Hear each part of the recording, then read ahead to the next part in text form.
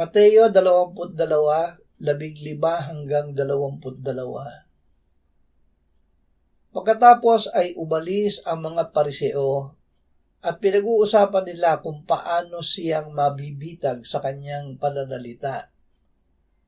Kaya't sinugo nila ang kanilang mga alagad sa kanya kasama ng mga Herodiano na nagsasabi, "Guro, alam naming ikaw ay tapat at itinuturo mo ang daan ng Diyos ayon sa katotohanan at wala kang pinapanigang sinuman sapagkat hindi ka nagtatangi ng tao. Sabihin mo nga sa amin, ano sa palagay mo? Matuwid bang magbuwis kay Cesar o hindi?"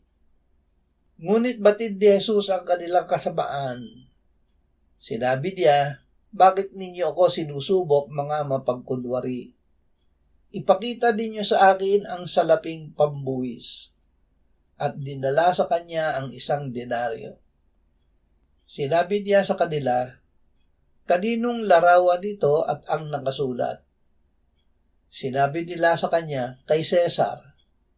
Pagkatapos ay sinabi niya sa kanila, "Kaya't ibigay ninyo kay Cesar ang kay Cesar at sa Diyos ang sa Diyos."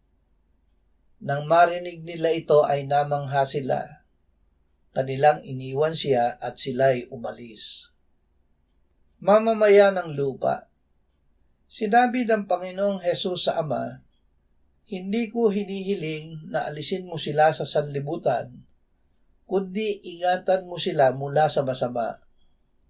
Habang nasa sanlibutan, tayo ay magpasakop sa mga namamahalang otoridad, sapagkat walang pamamahala na hindi mula sa Diyos, at ang mga pamamahalang iyon ay itinalaga ng Diyos.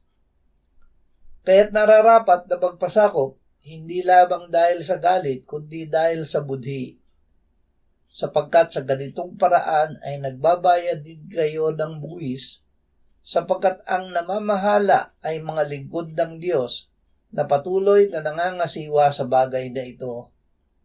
Ibigay ninyo sa lahat ang sa kanila'y nararapat, buwis sa dapat buwisan, ambag sa dapat ambagan, paggalang sa dapat igalang, parangal sa dapat parangalan.